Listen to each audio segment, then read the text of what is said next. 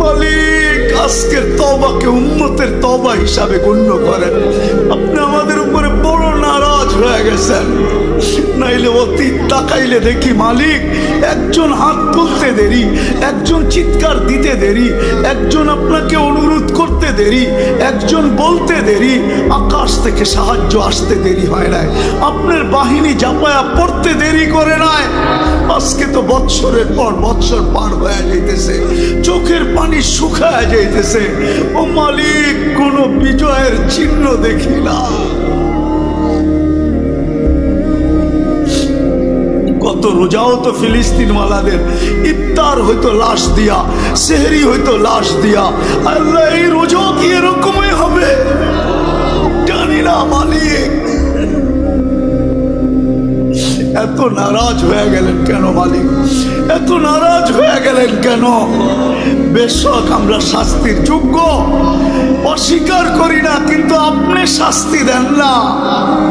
আপনার হাবিবের দুশ্মন, আপনার দুশ্মন, আমাদের দুশ্মন, ইসলামের দুশ্মন, কোরআনের দুশ্মন, হাদিসের দুশ্মন, সমস্ত কিছুর দুশ্মন, এদের মাধ্যমে আমাদেরকে পিঠা খাওয়ান কেন মালিক? কেন মার খাওয়ান? কেন ওদের হাতে আমাদেরকে বেইজ্জত করেন? কেন আমাদের মা বোনদেরকে বেইজ্জত করান? কেন দুধের শিশুর রক্ত চড়ে ওদের হাত দিয়া? আপনি কি আমাদেরকে ছেড়েই দিলেন? আমরা যাব তো যাব কোথায়? আমরা তো এই কথায় বিশ্বাসী, লা মালজা ওয়ালা মানজা, লা মালজা ওয়ালা মানজা মিনকা ইল্লা ইলাইক। ডাইনে দেখি তো আপনাকে দেখি, বামে দেখি তো আপনাকে দেখি, সামনে দেখি তো আপনাকে দেখি, পিছে দেখি তো আপনাকে দেখি, উপরে দেখি তো আপনাকে দেখি, নিচে দেখি তো আপনাকে দেখি, নিচের দিকে তাকাই তো আপনাকে দেখি, ভিতরে তাকাই তো আপনাকে দেখি, বাহিরে তাকাই তো আপনাকে দেখি। আপনাকে ছাড়া তো কাউকে আমরা চিনি না মালিক।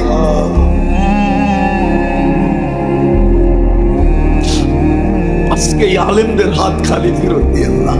আমারটা দিয়া দেন, কোনো আপত্তি নাই, কিন্তু আমার ডাইনে বামের আলেমদের হাত খালি ফেরত দিয়েন না। ইমাম খতিবদের হাত খালি হাতে ফেরত দিয়েন না। তুলাবাদের হাত খালি ফেরত দিয়েন না। তুলাবারা বসে আছে সামনে মালিক, যাদের পায়ের নিচে ফেরেশতারা পলের গালিচা বিছায়। আল্লাহ ওদের হাত খালি ফেরত দিয়েন না। অন্তরালে মা বোনরা হাত উঠায় বসে আছে, এদের হাত খালি ফেরত দিয়েন না মালিক। রোডওয়ালাকে রোডের থেকে ডাকবো, বাড়িওয়ালাকে বাড়ির থেকে ডাকবো, ঘরওয়ালাকে ঘর থেকে ডাকবো, এমনকি ঘুমায়া থাকলেও আমি উঠায়া নিব। আসসালাতু খায়রুম মিনান নাওম বইলা আমি ঘুমের থেকে উঠায়া নিব। একটা আদর্শের উপরে চলেন, আজকে আমরা একমত হই যে আজকের থেকে আমরা নামাজ ছাড়বো। ওয়াদা? হ্যাঁ পাক্কা? ওইখানে তো দেখি একজন প্রমাণ দিব, প্রমাণ দেই তাহলে প্রমাণ। ইবনে ওমর রাদিয়াল্লাহু তাআলা আনহু বলেন আমরা 8000 ছিলাম। হায়াত সাহাবা উঠায় দেখেন, তারিখে সাহাবা উঠায় দেখেন, আমরা 8000 ছিলাম, রুমি 1 লক্ষ ছিল। বহুত দিক দিয়ে আমাদেরকে কয়েকভাবে আমাদেরকে আমরা বেষ্টনীর ভিতরে চলে আসছি, অবরুদ্ধ ছিলাম। ভাবতেছিলাম কবরটা এখানেই হবে। তো বলতেছিল আমার পাশেই একজন দাঁড়ানো ছিল, ক্ষুধায় বড় কাতর, কাপড়গুলা বড় জীর্ণ শীর্ণ, চামড়াগুলা বিলকুল বটা গেছে, তলোয়ার রাখার কোনো নেয়ামও নাই। একটা রশি দিয়া কোমরে তলোয়ারটা বাঁধা রাখছেন। পায়ের দিকে তাকায় দেখি জুতাও নাই, কিন্তু উপর দিকে তাকায় জানি কি বলতেছিল। তো আমি ভালোভাবে কান পাইতা শুনতেছিলাম যে বলে কি। তো শুনলাম উপরে তাকায় হাত উঠায় বলতেছে, ইয়া রব্বা মুহাম্মদ, ও রব্বে মুহাম্মদ, উনসুর উম্মতা মুহাম্মদ।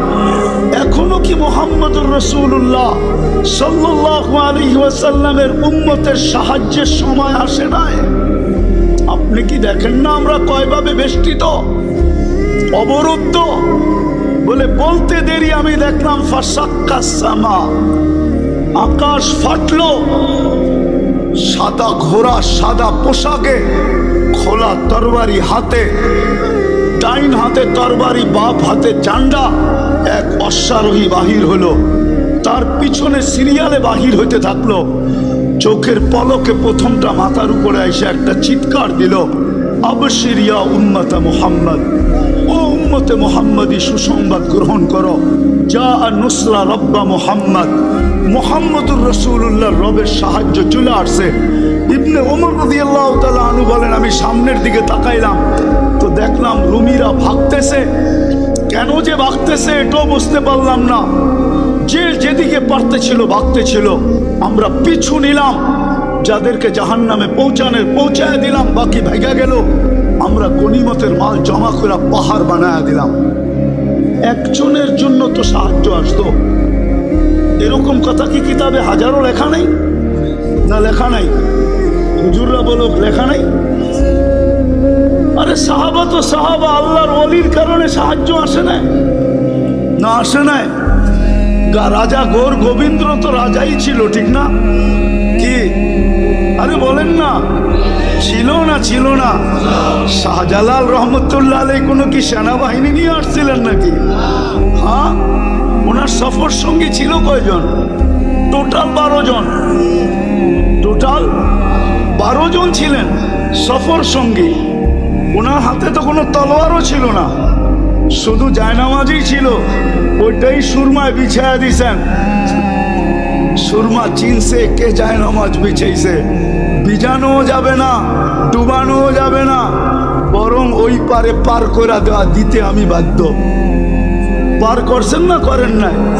শুধু এই অবস্থা দেখেই তো বাইগা গেছে, ঠিক না? আসামে বাইগা চলে গেছে, সিলেট খালি করে দিছে। আপনি ভাবছেন রাজা গৌর গোবিন্দ শুধু শাহজালাল রহমতুল্লাহ আলাইহিকে দেখছেন? ওকে কবর থেকে উঠায় আয় না, জিজ্ঞেস করলে না বোঝা যাবে কি দেখছে? হ্যাঁ, কি ওলামা একমত না দুই মত? ওরে কবর থেকে উঠায় আয় না, জিজ্ঞেস করলে না বোঝা যাবে ও কি দেখছে? ও কি শাহজালাল দেখছে? হইতে পারে শাহজালালের পিছে বিরাট বড় এক ফেরেশতার বাহিনী দেখছে। সত্য এটাই। আজকে কেন সাহায্য নাই? কারণটা কি? আমি আপনাদেরকে কারণ বুঝাইতে চাইতেছি। শেষ কাজে কারণ বুঝাইতে চাইতেছি কেন এই দুরবস্থা। আজকে মুসলমান শেষ করে দিতেছি। আজকে মুসলমান, নারী বলেন, পুরুষ বলেন, যুবক বলেন, বৃদ্ধ বলেন, শিক্ষিত বলেন, অশিক্ষিত বলেন, আজকে আল্লাহর হুকুমকে ছেড়া দিছে। আল্লাহকে নারাজ করে ফেলছে, নারাজ। আজকে আল্লাহ আমাদের উপরে নারাজ, সত্য নারাজ। তাইলে আমার বিবেকে আমার কাছে যোগ বিয়োগ মিলে না। কেন ফিলিস্তিনে অন্য দেশে ফাটতো তো আমার মনকে বুঝাইতে পারতাম, কিন্তু ফিলিস্তিন ঘুরে আসার পরে আর আজকের পটভূমি চিত্র আমার কাছে মিলে না। যে মিলবে তো মিলবো কি করে? ওইখানে তো খলিল শোয়া, ওই জমিন, ওইখানে বোম ফাটে কি করে? অথচ সবচেয়ে বেশি আবাবিলের বসবাস হইল ফিলিস্তিনে। সবচেয়ে বেশি দুনিয়ার আবাবিল যেটায় বাস করে ওটা হলো ফিলিস্তিন। হুকুম দেন না কেন? আরেকটা কথা বুঝাইতে চাইতেছি। প্রতিদিন তো 17 বার 32 বার আমরা আবেদন করি আল্লাহর কাছে। প্রতিদিন তো 32 বার আবেদন করি। গায়রিল মাগদুবি আলাইহিম ওয়ালাদ-দাল্লিন ইমামের মাধ্যমে করি, একা একই করি। যখন ইমামের মাধ্যমে করি মাঝে মাঝে তো কিছু, আমি কারোর সাথে বিরোধ করতে চাইতেছি না, কিছু মসজিদ তো এরকমও আছে যে আমিন বইলা এত জোরে বলে যে ছাদও উড়া যাওয়ার আশঙ্কা হয়, ঠিক না? কিন্তু আমরা কি বলি? এটা আবেদন তো করি আল্লাহ দুইজনের হাত থেকে আমাদেরকে বাঁচান, কিন্তু ইহুদি নাসারা দুইজনের হাতেই তো আজকে আমরা সবচেয়ে বেশি নির্যাতিত। তাইলে আমাদের 32 বারের আবেদন যায় তো যায় কোথায়? আমাকে বুঝান। 32 বারের আবেদন আমাদের কোথায় গেল? আমরা যে চূড়ায় ফাতিহা পড়লাম আর চূড়ে আমিন বললাম আর আসতে বললাম, আমাদের এই বলাটা কোথায় গেল? কেন কবুল হয় না? কবুল হইলে তো এই অবস্থা হওয়ার কথা না। যে অবস্থা আজকে দেখতেছি, মুসলমানকে নিয়ে সবাই খেলে, ঠিক না? ফকির হইলাম আমরা, আর টাকা বিদেশে পাচার হইয়া বড় লোক হইল ওরা। আপনি ভাবেন যারা নিয়ে গেছে ওরা বড় লোক হয়েছে? ইম্পসিবল। আমি চিনি আমেরিকা, কানাডা চিনি, ইংল্যান্ড চিনি, সুইস ব্যাংক চিনি, আমি আমাকে চিনাইতে হবে না। হ্যাঁ, আমি চিনি, বহুত মানুষকে চিনি, 2-4 জন প্রেসিডেন্টও চিনি যারা ট্যাক্সি চালায়, ট্যাক্সি আমেরিকাতে ট্যাক্সি চালায়। অবশ্য আমাদের দেশের না, আফ্রিকান দেশের। নিয়ে গেছিল খুব, এখন ট্যাক্সি চালায়। কেন এই দুরবস্থা? একটু ভাবেন, চলে তো যাব, থাকা তো যাবে না, পুঙ্খানো হিসাব তো নিবে। সত্য তো এটাই। যদিও কেউ মাঝে মাঝে জিজ্ঞাসা করে, হুজুর 60 বৎসরের হিসাব নিতে 50,000 বৎসর লাগবে কেন? আমি বলি, শোনো, তুমি ডেলি কতটুকু অক্সিজেন, কয়বার শ্বাস প্রশ্বাস নিছিলে? কয়বার? আরে 1,60,000 বার। তো মাসে কত নিছিলেন? বৎসরে কত? 60 বৎসরে কত?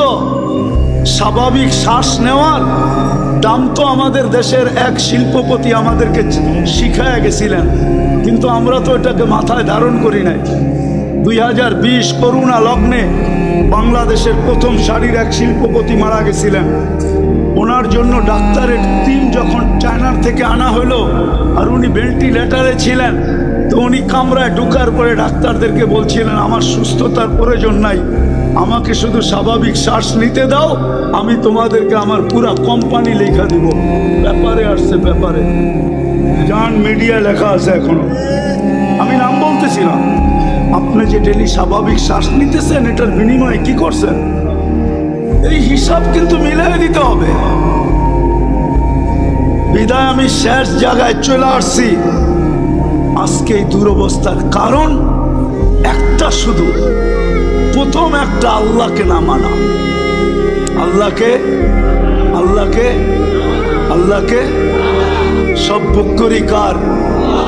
কিন্তু শিক্ষিত মানুষগুলা যদি প্রশ্ন করে আল্লাহকে মানবো কি করে, আল্লাহকে তো চোখে দেখি না, লা তারাহুল উয়ুন ওয়ালা তুখালিতুহুদ দুনুন, দেনদারনে আনা যায় না, ওয়ালা ইয়াসিফুহুল ওয়াসিফুন, বর্ণনা দিয়ে শেষ করা যায় না।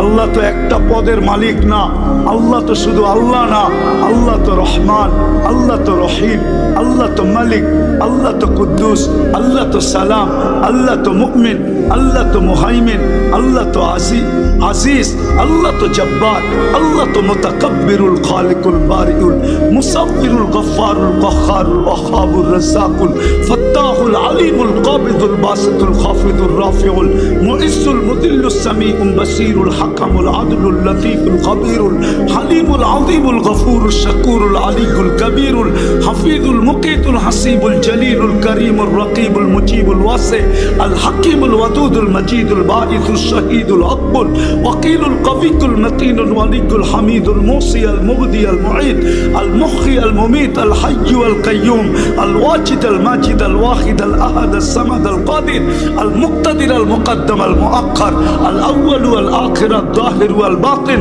আল ওয়ালি আল মুতাওয়ালি আল বররু তাওয়াব আল মুনতাকিম আল আফু আল রাউফ মালিক আল মুলকি যাল জালালি ওয়াল ইকরাম আল মুকসিত ওয়াল জামি ওয়াল গনি ওয়াল মুগনি আল মানি আল দার আল নাফি আল নূর আল হাদি আল বদি ওয়াল বাকি আল ওয়ারিস ওয়াল রশিদ আস সাবুর জল্লে জালালু।